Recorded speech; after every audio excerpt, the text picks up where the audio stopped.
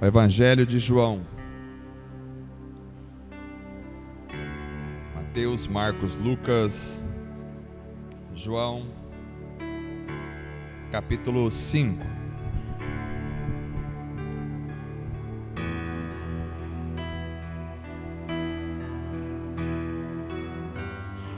Começando no verso de número 1.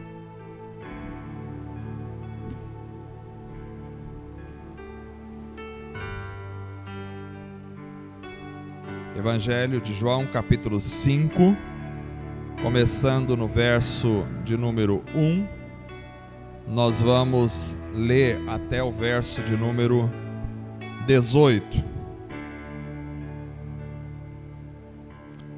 Diz assim a palavra do Senhor. Algum tempo depois, Jesus subiu a Jerusalém para uma festa dos judeus. Havia em Jerusalém, perto da Porta das Ovelhas, um tanque que em aramaico é chamado Betesda, tendo 5 entradas em volta. Ali costumava ficar grande número de pessoas doentes e inválidas, cegos, mancos e paralíticos. Eles esperavam o movimento das águas. De vez em quando descia um anjo do Senhor e agitava as águas. O primeiro que entrasse no tanque, depois de agitadas as águas, era curado de qualquer doença que tivesse. Um dos que estavam ali era paralítico, fazia 38 anos. Quando o viu deitado e soube que ele vivia naquele estado durante tanto tempo, Jesus lhe perguntou: "Você quer ser curado?" Disse o paralítico: "Senhor, não tenho ninguém que me ajude a entrar no tanque quando a água é agitada. Enquanto estou tentando entrar, outro chega antes de mim." Então Jesus lhe disse: "Levante-se, pegue a sua maca e ande." E imediatamente o homem ficou curado. Pegou a maca e começou a andar. Isso aconteceu num sábado. E por essa razão os judeus disseram ao homem que havia sido curado: "Hoje é sábado, não lhe é permitido carregar a maca." Mas ele respondeu: "O homem que me curou me disse: pegue a sua maca e ande." Então lhe perguntaram: "Quem é esse homem que lhe manda o pegar a maca e andar?" O homem que fora curado não tinha ideia de quem era ele, pois Jesus havia desaparecido no meio da multidão. Mais tarde, Jesus o encontrou no templo e lhe disse: "Olhe, você está curado. Não volte a pecar, para que algo pior não lhe aconteça." O homem foi contar aos judeus que fora Jesus quem o tinha curado. Então os judeus passaram a perseguir Jesus, porque ele estava fazendo essas coisas no sábado. Disse-lhes Jesus: "Meu pai continua trabalhando até hoje, e eu também estou trabalhando." Por essa razão, os judeus ainda mais queriam matá-lo, pois não somente estava violando o sábado, mas também estava até mesmo dizendo que Deus era seu próprio Pai, igualando-se a Deus. Amém. Que palavra maravilhosa essa palavra. Vamos orar. Nós temos aí algumas famílias que estão em isolamento por causa do Covid. Família do Rodolfo, vamos orar por eles. Não puderam estar conosco essa noite, por causa que o Rodolfo testou positivo. Família do Vanderlei, vamos orar. A Nicole também testou positivo, vamos orar pela vida da Nicole, a vida de toda a família do Vanderlei e dos demais irmãos que esta noite não puderam estar conosco. Vamos colocar em oração diante do Senhor. Fecha os teus olhos. Querido Deus, nós estamos aqui essa noite e já cantamos ao Senhor com alegria em nosso coração. Abençoe agora, Pai, o momento da transmissão da palavra, que a palavra seja falada, ó Deus, e que possa encontrar um lugar em nosso coração. Abençoe, Senhor, a vida, ó Pai, do Rodolfo, que testou positivo, de toda a sua família, para que eles fiquem bem, que eles tenham saúde, que eles possam passar por esta bem. Abençoe também a vida da Nicole, do Vanderlei, da Luciane, ó Pai, que estão em casa, guarde a vida deles, estenda as tuas mãos, que a Nicole se sinta bem, fique bem, passe também bem por esta fase. Ó Deus, abençoe os demais irmãos que de alguma forma não puderam estar conosco esta noite. Ó Deus, tu conheces a necessidade, a dificuldade, o problema de cada irmão.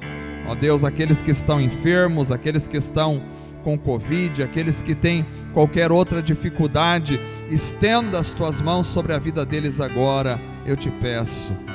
Venha falar conosco nesta palavra esta noite, que tudo seja para a glória do Senhor. Em nome de Jesus, amém e amém.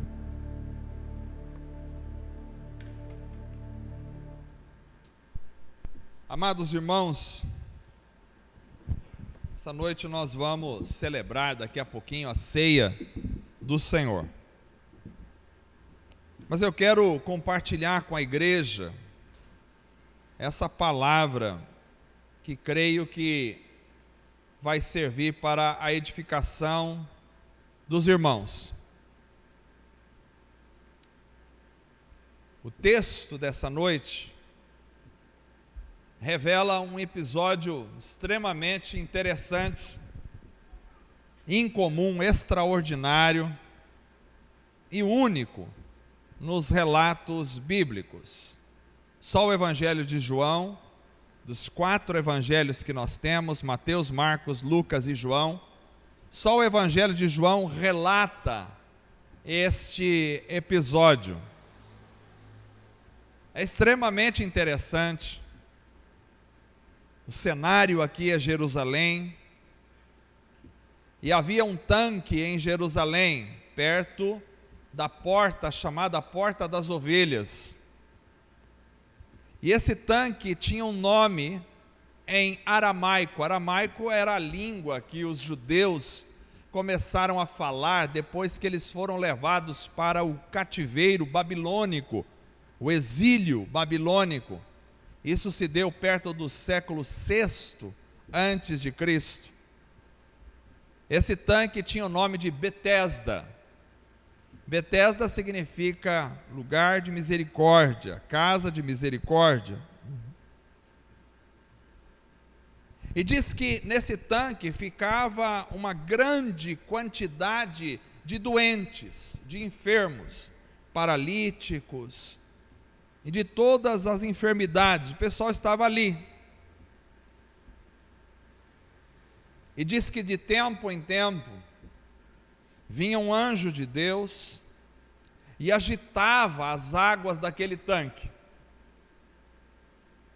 E a primeira pessoa que pulasse dentro da água, depois de que o anjo tivesse agitado a água, a primeira pessoa que pulasse, ela ficava curada de qualquer enfermidade que tivesse, seja qualquer tipo de paralisia, seja de qualquer tipo de doença de pele, doença cerebral, o que a pessoa tivesse, se ela pulasse na água, a primeira, e somente a primeira, depois que o anjo tivesse agitado, ficava curado de qualquer enfermidade.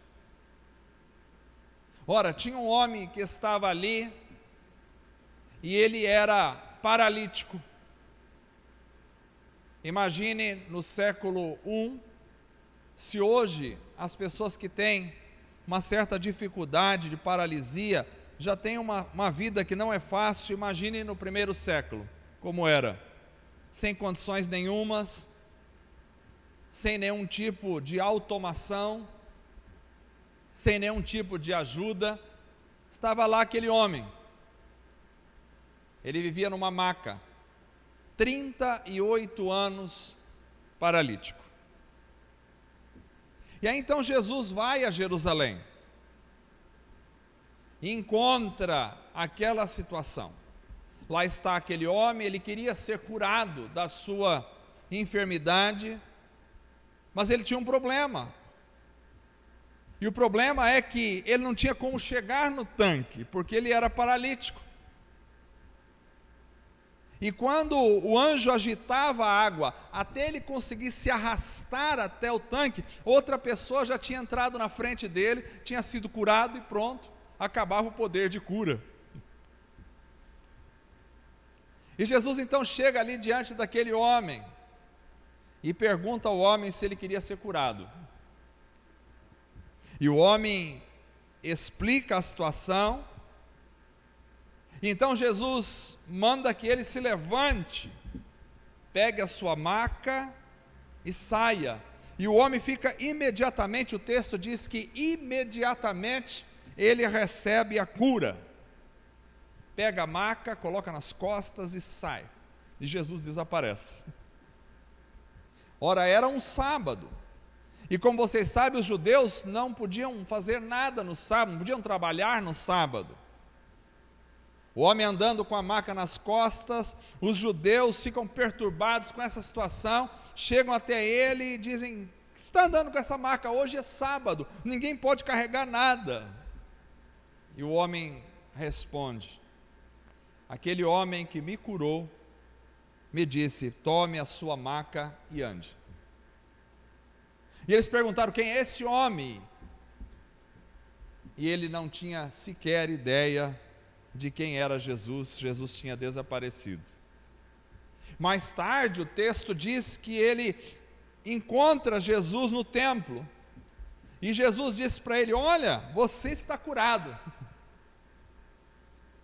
mas diz, não volte a pecar, para que algo pior não lhe aconteça. Deus me deu essa palavra hoje, e eu achei muito intrigante. A situação aqui é uma situação absolutamente especial. Nós temos aqui várias coisas envolvidas, e eu gostaria que os irmãos tivessem um tempinho de prestar atenção nisso que eu vou falar. Prometo que não vou falar até meia-noite, vai ser uma coisa breve, mas eu preciso passar essa mensagem, porque eu creio que é de Deus para o nosso coração. Há um poço aqui no texto, o poço chamado Betesda, em aramaico. Betesda significa casa de misericórdia. E nesse poço, de tempo em tempo, um anjo se manifesta movendo as águas. O primeiro que entra é curado. Agora vejamos algo interessante aqui. Está havendo uma manifestação da graça e da misericórdia, como o próprio nome do poço diz, misericórdia, da graça e da misericórdia de Deus. Mas, embora seja no tempo de Jesus, não é diretamente pela pessoa de Jesus que está acontecendo essa cura.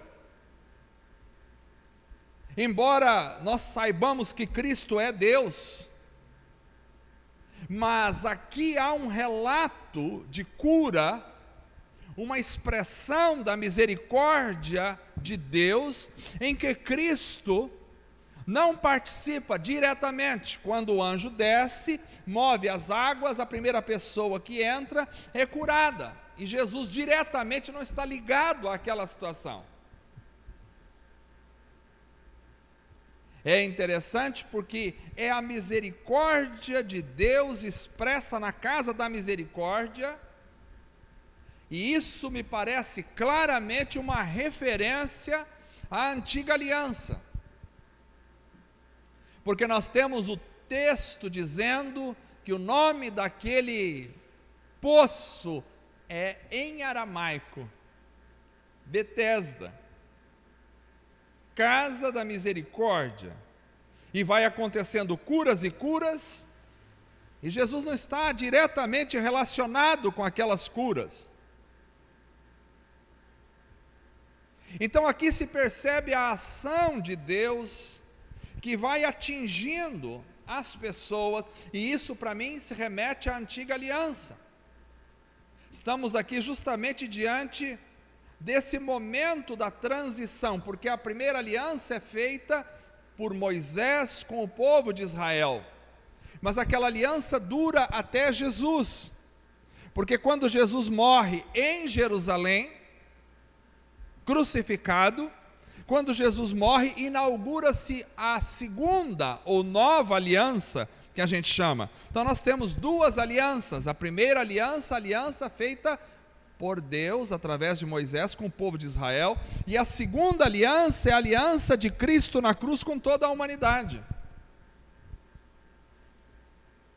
Então aqui nós temos uma representação da ação de cura de Deus no poço de Betesda, que não está relacionado com Jesus, se referindo à antiga aliança.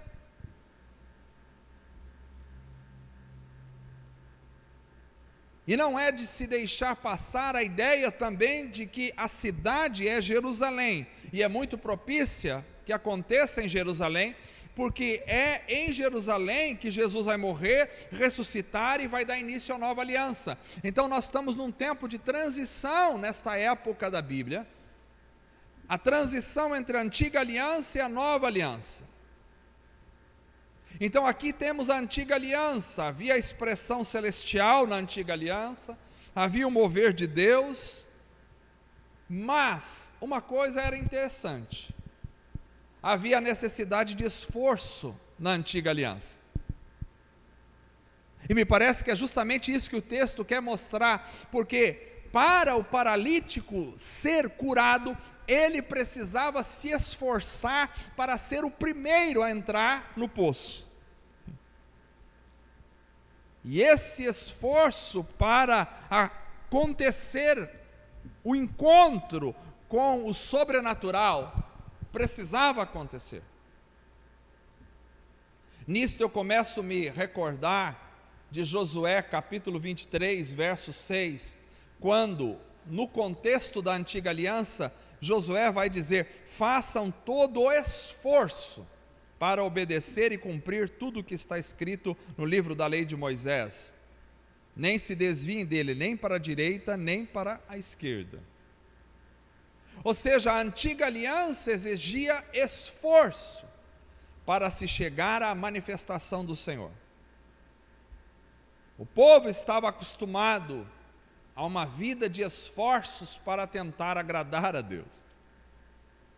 Então aquele paralítico, 38 anos preso numa cama, queria chegar à manifestação de Deus, mas ele não conseguia, porque os seus esforços eram insuficientes para atingir a manifestação do Senhor. E tem mais, não havia nenhum tipo de ajuda.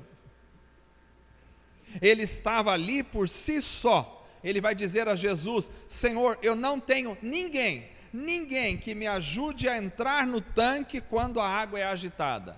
Eu quero atingir o sobrenatural de Deus, mas ninguém me pega e me leva lá. A experiência deste homem era um reflexo da vida na antiga aliança, que vai mostrar o fracasso das tentativas humanas, que vai revelar como os homens eram incapazes de se achegar a Deus pelos seus próprios esforços.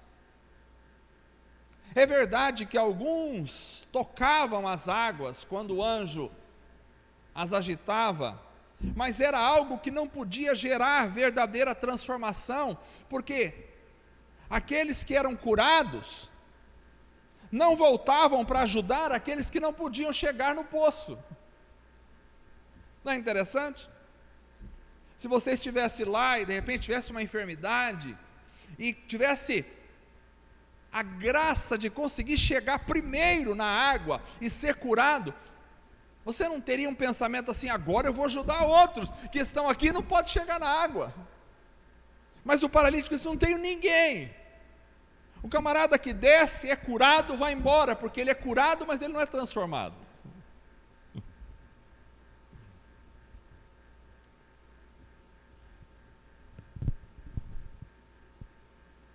E o homem estava ali, mostrando tanto o fracasso da realidade individual humana para se conectar com Deus, como o fracasso da própria coletividade humana.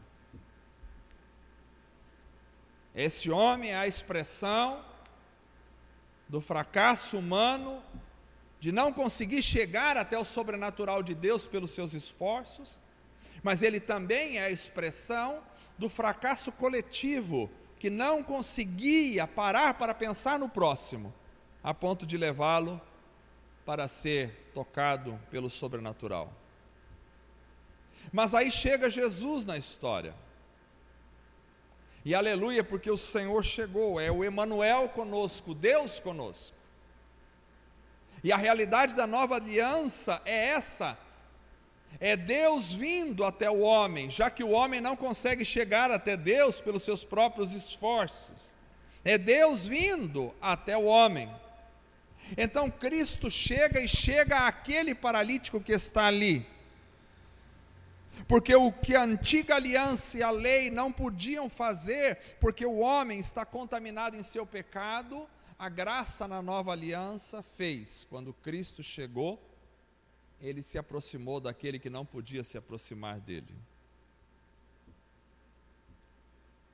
E ainda mais, sem nenhum esforço da parte daquele homem. Aliás, eu me lembrei, quando estava lendo esse texto, de Gálatas capítulo 3, verso 3, que Paulo vai dizer aos irmãos: será que vocês são tão insensatos, que tendo começado pelo Espírito, querem agora se aperfeiçoar pelos esforços próprios? Porque a graça é Deus me atingindo sem o meu próprio esforço. Então o Espírito da vida vai até aquele homem, e a graça o alcança ali naquela maca. A lei estava logo ali ao lado, mas ele não podia ser alcançado pela lei por causa do seu pecado. Além do mais, ninguém o ajudava, porque todos pecaram e destituídos estão da glória de Deus. Então, aquilo que acontecia ao lado, que era a manifestação da graça de Deus também, mas na antiga aliança não conseguia transformar as pessoas por causa dos seus próprios pecados. Mas agora chega a graça em Cristo e alcança aquele homem que está ali naquela maca. E aí vem a primeira pergunta de Jesus ao homem, porque a graça sempre nos pergunta, e a pergunta da graça é: o que você quer? Jesus disse àquele homem: você quer ser curado? Não é interessante essa pergunta? O homem está ali esperando, e Jesus diz: você quer ser curado? E eu começo a perguntar: por que a pergunta? E chego à conclusão de que a pergunta é feita porque o que você quer importa na sua vida espiritual. Jesus diz: quem quiser, venha e beba de graça da água da vida. Você tem que querer. Para ser tocado por Deus, para ser transformado, para alcançar o sobrenatural de Deus na sua vida, primeiro você precisa querer. É preciso querer. Mas preste atenção, ficar curado não é muito simples.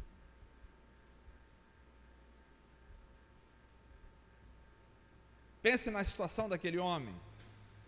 Ficar curado para ele significaria, a partir de agora, ter que andar com as próprias pernas e não mais ser carregado por alguém. Ficar curado também significa, a partir desse momento, começar a ser um alvo de crítica daqueles que não querem um relacionamento com o Senhor.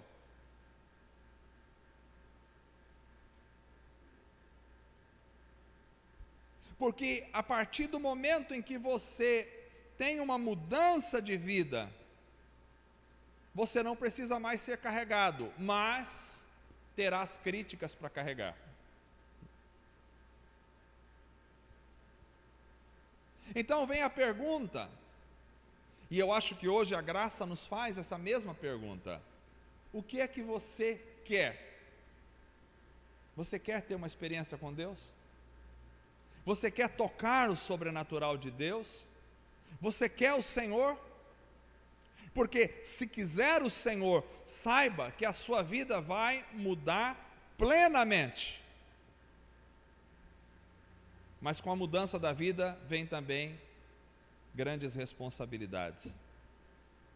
Porque limitações que você tinha até então, não terá mais. Mas lutas também que você não tinha, começarás a ter. E me parece que é justamente isso que está envolvendo aquela situação, porque Jesus faz essa pergunta intrigante para aquele homem: você quer ser curado? Ora, o homem é paralítico, ele não consegue andar. Me parece óbvio que ele quer ser curado, mas será que ele quer realmente? Presta atenção, querer ser curado significa que agora você vai andar. E agora, outros que não te criticavam vão começar a criticar. E quando o homem dá a resposta afirmativa, então vem a transformação. Jesus olha para aquele homem e diz para ele: levante-se. Eu acho fundamental essa frase, levante-se, porque Cristo sempre levanta o homem. E por que levanta o homem? Porque a condição sem Cristo é a condição de alguém caído, de alguém ferido, de alguém deitado, de alguém entregue, de alguém doente espiritualmente falando, de alguém morto. A antiga aliança da lei de Moisés estava ao lado, mas ele precisava de algo a mais para ser curado. Cristo chegou e com uma palavra, mudou a vida daquele homem. Não houve água, não houve anjos, não houve manifestações nenhuma, houve apenas uma palavra de Jesus. Uma palavra. E é a palavra de Jesus que é a palavra saradora. Me lembro do Salmo 107, verso 20, onde diz: ele enviou a sua palavra e os curou e os livrou da morte. E a palavra de Jesus é o próprio Jesus que é a palavra, porque Jesus é retratado em João como a palavra de Deus, do Deus vivo. É o próprio Jesus que atinge, que levanta e que cura. Quando Jesus chega a nós, então a sua palavra, nós não precisamos de mais nada, nós só precisamos da palavra, a palavra nos basta. Jesus disse uma palavra: levante-se, pegue a sua maca e ande. E isso bastou. Isso mostra que podem haver vários caminhos, mas o que nos basta é a palavra do Senhor. O que nos basta é a palavra. Nós não precisamos mais nada do que a palavra. O próprio Jesus disse: vós já estáis limpos pela palavra que vos tenho falado. É pela palavra de Deus que nós somos limpos dos nossos pecados. É pela palavra de Deus que nós somos transformados. É pela palavra de Deus que nós somos modificados. É pela palavra de Deus que nós somos guiados. É pela palavra de Deus que vem a cura para as nossas vidas. Nós precisamos da palavra. Aliás, aqui entre os irmãos, vocês sabem disso, nós damos sempre preferência, ênfase, no tempo do culto, na palavra, porque é a palavra de Deus que faz a diferença. Nós podemos cantar, nós podemos orar, e isso tudo é maravilhoso e faz parte da vida cristã, mas é a palavra de Deus que pode transformar a vida dos irmãos. Eu posso orar pelos irmãos, isso pode ter muito efeito, porque a oração de um justo em Cristo pode muito em seus efeitos, mas é a palavra de Deus que vai transformar o teu coração, o meu coração, a nossa vida. Então aqui a ênfase é na palavra. Nós não fazemos culto para fazer espetáculos, para fazer show, nós não temos aqui jogo de luz, nós não temos aqui coisas estrambólicas, nós não temos aqui nenhum tipo de exibicionismo, nós não temos aqui mágica, nós não temos aqui nada que possa causar impacto visual, auditivo nas pessoas. Por quê? Porque o que nos interessa não é outra coisa que não seja a palavra de Deus, falada dentro do seu contexto correto, que pode transformar e mudar a vida de uma pessoa. Eu nem mesmo faço apelos para as pessoas, eu nem mesmo faço nenhum tipo de show, de espetáculo para convencer as pessoas, que não me interessa. O que me interessa é pregar a palavra de Deus, porque se essa palavra não entrar no meu coração e no teu coração e não nos transformar, não há esperança para nós.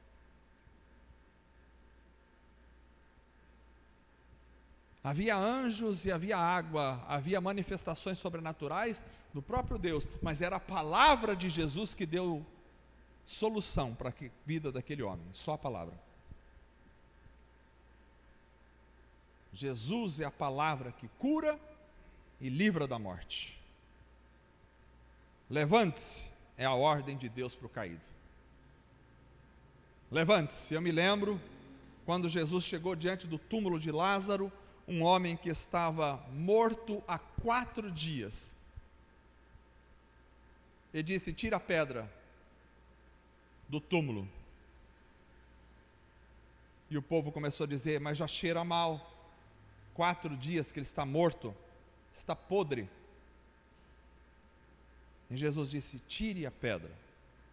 E quando tiraram a pedra, ele falou uma frase: Lázaro, sai para fora. E a palavra de Jesus trouxe um morto de 4 dias, totalmente podre, de volta à vida, completamente são. É a palavra.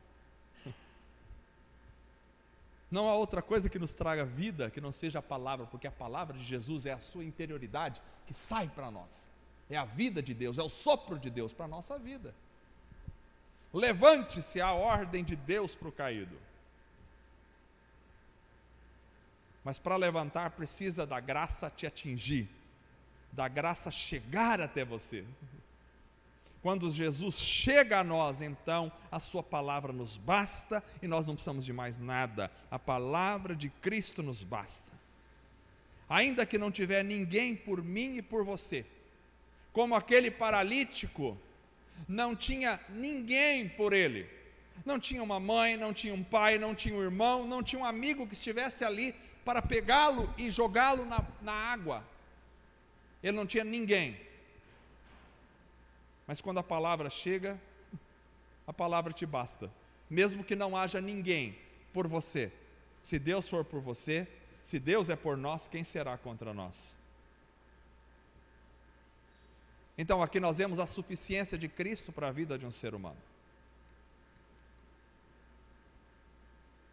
Irmãos, porque alguém pode perguntar: você está trazendo essa mensagem? Eu estou trazendo essa mensagem porque às vezes nós estamos esperando o anjo agitar as águas, acontecer alguma coisa muito estrambólica, muito fora do comum, para acontecer a transformação na vida. Mas Deus quer nos mostrar primeiro a nossa insuficiência para resolver os problemas da nossa vida. Assim como aquele paralítico era insuficiente para chegar até o poço em primeiro lugar e ser curado, assim aquilo é uma representação da insuficiência humana. Nós somos insuficientes para lidar com os nossos próprios problemas. A gente pode lidar com probleminhas do dia a dia, com coisas do dia a dia, mas os principais problemas da vida de ordem espiritual, transformações que nós precisamos ter, nós somos insuficientes para dar conta do recado. E é justamente por isso que Jesus chega até nós, porque nós somos insuficientes.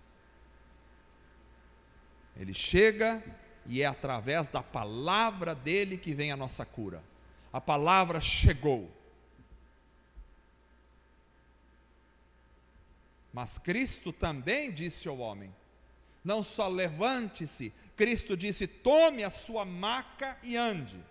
E imediatamente o homem então foi curado. e se levantou. A ordem de Cristo é: levante-se primeiro.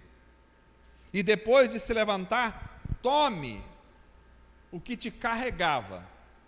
E agora você carrega aquilo que te carregava. Ande. O texto diz que o homem imediatamente foi curado, pegou a sua maca e saiu, porque a transformação atinge o ser humano caído, o levanta e o faz andar. Esse é o efeito da palavra de Deus em nós. Ele levanta a gente quando a gente está caído, nos transforma e nos faz andar. E após a graça de Deus nos atingir, nós temos uma tarefa. Qual é a nossa tarefa?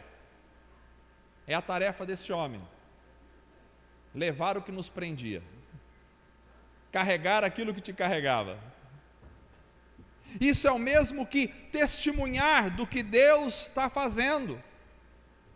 Porque imagine vocês naquela época, um homem, 38 anos, numa maca, e todo mundo sabia que quem estava na maca era o doente, que não podia andar. Agora esse homem andando com a maca nas costas, o que ele está dizendo para todos? Algo aconteceu na minha vida, uma transformação aconteceu na minha vida, e eu que antes usava essa maca aqui como apoio, agora não preciso mais dela.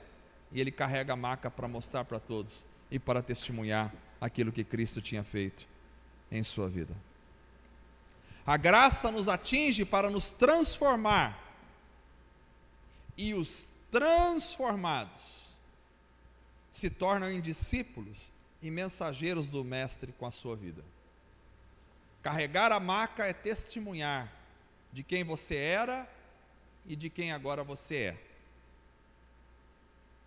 Quando você estava deitado, era quem você era, mas de pé, carregando a maca, é agora quem você se tornou, a partir do momento que encontrou a Cristo. Mas a nossa tarefa não acaba aí, porque agora começam as lutas. Porque aqueles que antes não se incomodavam conosco, começam a ficar incomodados. Que enquanto você está caído, enquanto você está derrubado, enquanto você está na maca, você não incomoda ninguém. Mas os judeus olharam e disseram àquele homem que fora curado: hoje é sábado, você não pode andar por aí carregando a sua maca.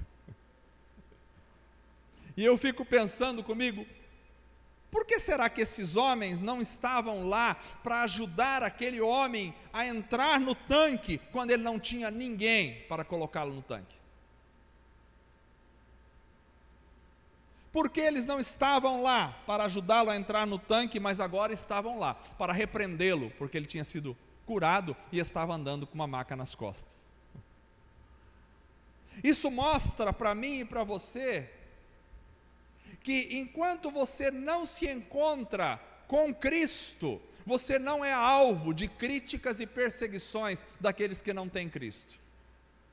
Mas depois de você se encontrar com Cristo e ser transformado por Cristo, então vem as lutas e as perseguições daqueles que não têm Cristo. Porque quem está levando a sua maca é sempre o alvo das críticas e acusações. E se você é alvo de apontamentos por ser cristão, saiba que é porque você carrega a maca. Porque se a maca carregasse você, ninguém estaria te perseguindo. Mas se você carrega a maca, é porque algo sobrenatural aconteceu na sua vida, então as pessoas vão te perseguir. É interessante. Enquanto ele estava na maca, ninguém ligou para ele, mas quando a maca estava nele, as pessoas começaram a acusar. Irmãos, essa noite nós precisamos entender que nós temos que ser carregadores da maca e não carregados pela maca. Nós temos que carregar, e Paulo dizia: eu carrego em meu corpo as marcas de Cristo. Ou seja, eu tive uma experiência com Cristo, e onde eu estiver, eu estou levando essa experiência comigo. Quem carrega a maca quem encontrou Jesus. Carrega a maca quem foi tocado por Jesus. Carrega a maca quem teve uma experiência com Jesus. Carrega a maca quem foi transformado por Jesus. E quando você é transformado por Jesus, começam as lutas. Às vezes as lutas começam dentro da própria casa. É a mulher que começa a criticar o marido que agora teve uma experiência com Jesus. É o marido que critica a mulher que agora teve uma experiência com Jesus. É o filho que critica o pai porque agora teve uma experiência. É o pai que critica o filho porque agora teve uma experiência. Começa a luta dentro da sua própria casa. E depois começa a expandir para o seu ambiente de trabalho, para a rua, para os vizinhos, para os amigos. Porque, via de regra, as pessoas que não tiveram uma experiência com Jesus, elas começam a criticar aquele que teve uma experiência. Mas é necessário carregar a maca. É necessário ser alguém que transmite aos outros a experiência que ele teve com Cristo. Então, a graça que nos transformou vai trabalhando em nós. Mas o trabalho ainda não está completo neste homem. Ele teve um encontro com o Senhor, ele foi transformado, ele saiu dali curado, ele saiu com a maca, ele foi alvo de críticas das pessoas, mas de repente Jesus o encontra no templo. É interessante que ele estava no templo. Lá estava ele no templo. Enquanto ele não tinha encontrado o Senhor, ele estava na beira do tanque. Mas quando ele encontrou o Senhor, a partir daí foi para o templo. E no templo, Jesus o encontrou e disse para ele: olhe, você está curado. Mas não parou aí a fala de Jesus. Ele disse: não volte a pecar, para que algo pior não te aconteça. Vejam vocês que quem foi transformado precisa viver uma vida diferente a partir daquela transformação. É isso que Cristo nos propõe. Ele não nos levanta da maca simplesmente para nós andarmos por aí, mas Ele nos levanta da maca para sermos uma pessoa completamente diferente daquilo que já fomos no passado. Isso se chama novo nascimento. Quando você encontra uma religião, você não nasce de novo. Mas quando Cristo te encontra, aí você começa a ser uma nova criatura. Não volte a pecar, disse Jesus para aquele homem. Ou seja, saia daquela vida que você tinha de pecado. Não retorne ao que você fazia antes. Seja diferente a partir de agora. É isso que Jesus está dizendo para ele. Porque a graça não te transforma para te deixar do mesmo jeito espiritualmente. Não. Agora que você é transformado, é para ser uma nova criatura. Quando temos o impacto de encontrar Jesus, recebemos o alerta: vive uma vida de santidade, para que não te aconteça algo muito pior. Por quê? Porque existe algo muito pior do que não andar. Existe algo muito pior do que ser um paralítico. Existe algo muito pior do que ter câncer. Existe algo muito pior do que ter qualquer outro tipo de problema nessa vida. Seja qual for a situação nessa terra, existe algo muito pior. E o que é pior? Pior do que viver uma vida com dificuldades aqui é passar desta vida, é morrer sem ter Jesus no coração. Isso é muito pior. Eu creio que Jesus não estava dizendo para aquele homem: olha, não peque, porque senão você pode voltar a ser paralítico e agora cego ainda. Não, não é isso que Jesus está dizendo para ele. Algo muito pior é partir dessa vida sem estar com o Senhor, porque essa vida nós passamos por aqui 50, 60, 70, 80, 90 anos. Será que nós vamos chegar a 90? E depois tem a eternidade. Então aqui nós temos a graça de Deus, que nos alcança e nos pergunta o que nós queremos da vida. Nós temos a graça de Deus que nos levanta e nos chama para carregar a maca, levar para onde formos e por onde formos, o testemunho do que aconteceu conosco. Nós temos aqui a graça que nos convida a viver uma nova vida, onde teremos lutas, mas seremos capacitados e transformados para viver uma vida longe do pecado. Esta é a graça de Deus que nos alcança.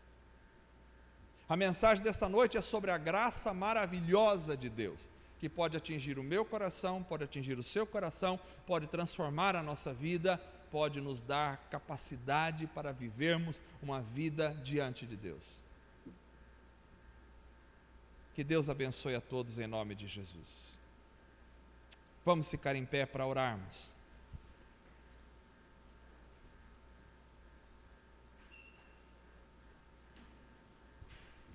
Hoje é a ceia do Senhor e eu não quero me delongar mais, quero passar para o momento da ceia agora.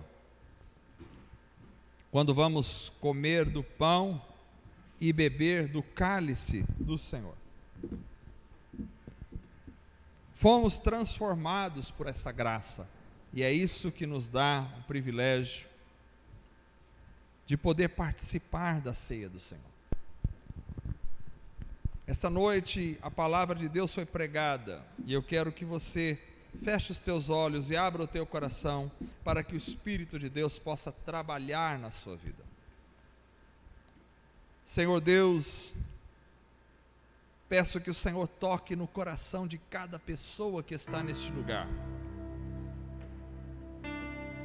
porque nós podemos ser alcançados pela Tua graça, assim como o Senhor encontrou aquele homem paralítico, 38 anos naquela cama. Quantas pessoas estão paralíticas no seu espírito, na sua alma, na sua consciência? Assim como o Senhor foi a solução para a vida daquele homem, e disse para ele através da Tua palavra, e o curou, e o transformou, e o levantou, assim, ó Deus, nós clamamos a Ti, para que a nossa vida seja sempre o alvo da Tua palavra, e que a Tua palavra entre na nossa alma, atinja a nossa realidade mais íntima, mais última do nosso coração, e transforme a nossa vida. Na maca espiritual onde estivermos, nós não temos força para por nós mesmos mudar a situação da nossa vida, mas o Senhor é poderoso para fazer a diferença. Trabalhe, Senhor, em nosso coração, em nossa vida, para a glória do Teu nome, e que possamos sair por aí levando a nossa maca nas costas, dizendo a todos aquilo que o Senhor fez na nossa vida, mesmo que sejamos alvos de críticas, de perseguições e de lutas, importa estar do Teu lado. Dá-nos graça para vivermos sem mais estarmos ligados àquela vida de pecado, e que tudo seja para a glória do Senhor, em nome de Jesus, amém. Nós temos aqui os elementos da ceia do Senhor. Quem participa da ceia do Senhor? Não participa da ceia do Senhor simplesmente quem pertence à igreja Reviver de Presidente Prudente. Participa da ceia do Senhor quem pertence à igreja de Cristo, quem encontrou Cristo, quem foi encontrado por Cristo, quem foi lavado, purificado no sangue de Jesus, esse participa da ceia do Senhor. E nós tomamos a ceia do Senhor com alegria em nosso coração, porque a ceia representa a morte de Cristo Jesus na cruz para nos dar a vida eterna.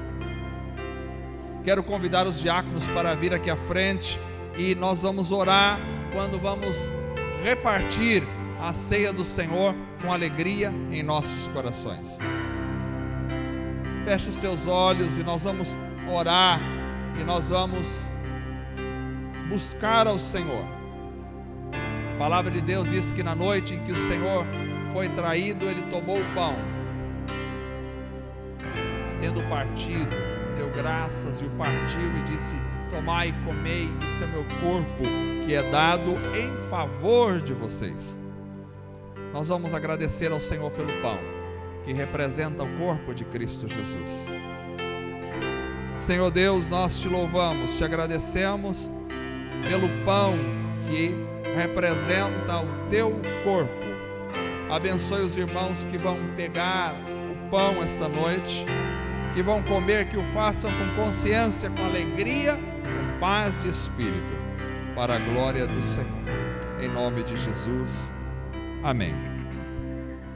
Quem pega do pão não julga quem não pega, quem não pega não julga quem pega. Cada um faça segundo a sua consciência com Deus essa noite, e o faça com alegria e paz de espírito. Peguemos do nosso pão para a glória do Senhor enquanto cantamos. Bendito seja o Cordeiro que por nós na cruz padeceu.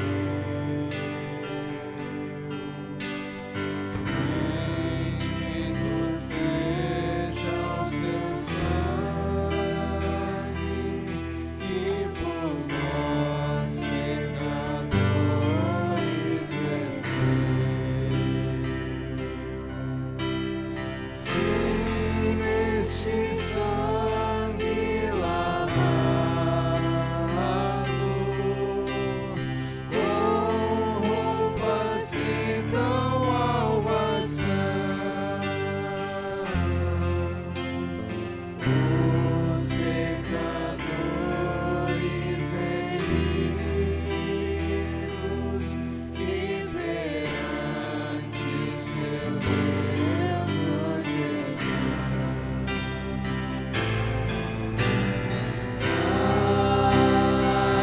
Alvo mais que a neve,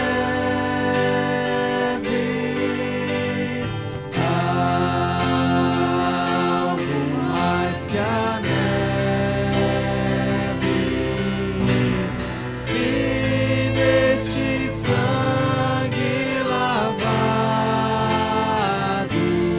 mais alvo que a neve serei.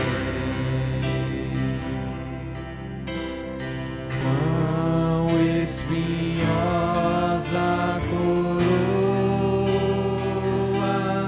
que Jesus por nós suportou.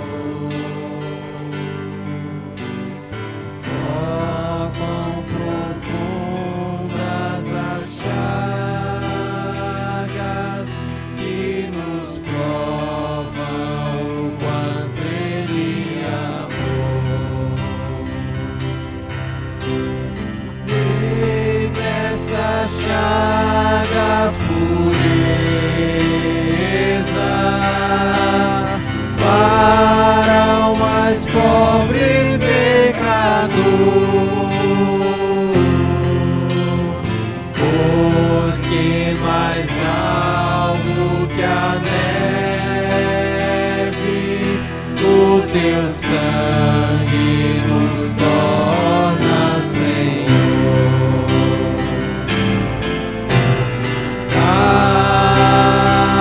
Alvo mais que a neve,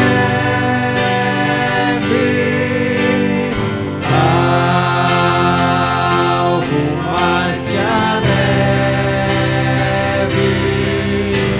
se neste sangue lavado,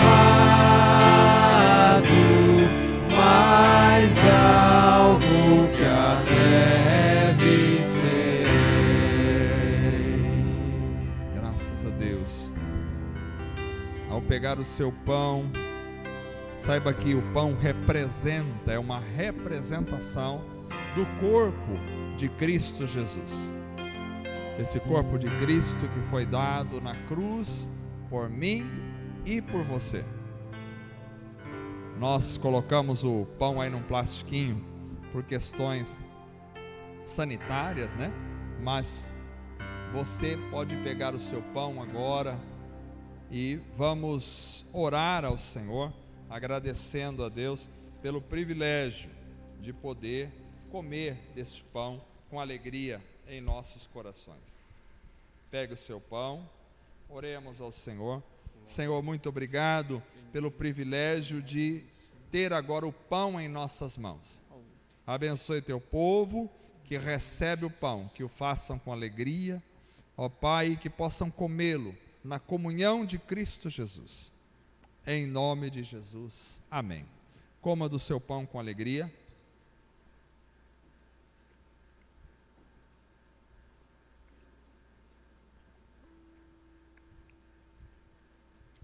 Após comerem o pão, Jesus então pegou o cálice. O cálice representa o sangue de Cristo na nova aliança. O sangue é a vida. Sem sangue não há vida. Quando Jesus derramou o seu sangue por nós, ele derramou a sua vida por nós. Vamos orar agradecendo ao Senhor. Senhor Jesus, obrigado agora pelo cálice que vamos pegar em nossas mãos. Que ao fazer isso possamos todos ter uma consciência clara do teu corpo e do teu sangue dado por nós na cruz do Calvário. Abençoa a tua igreja ao pegar o cálice para a glória do Senhor. Amém. Pegue o seu cálice enquanto cantamos com alegria ao Senhor.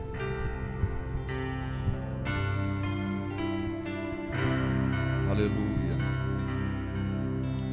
Se nós a ti confessarmos e seguirmos na tua luz,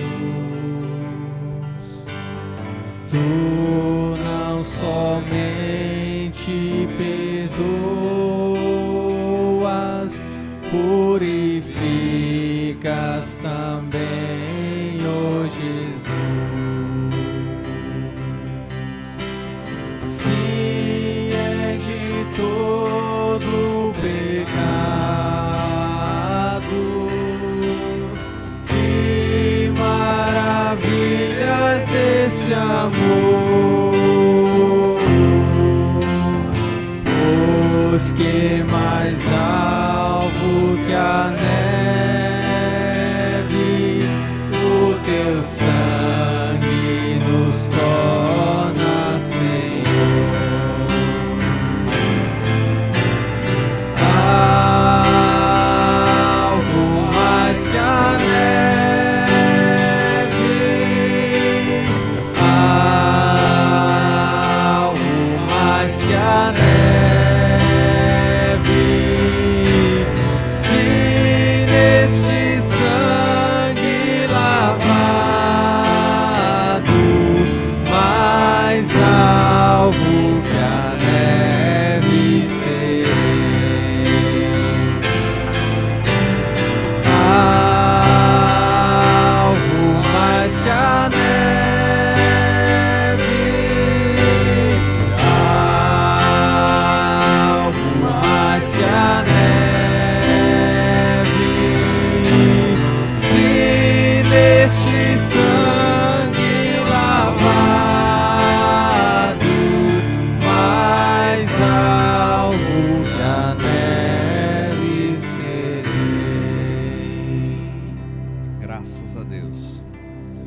O sangue de Jesus foi derramado na cruz do Calvário.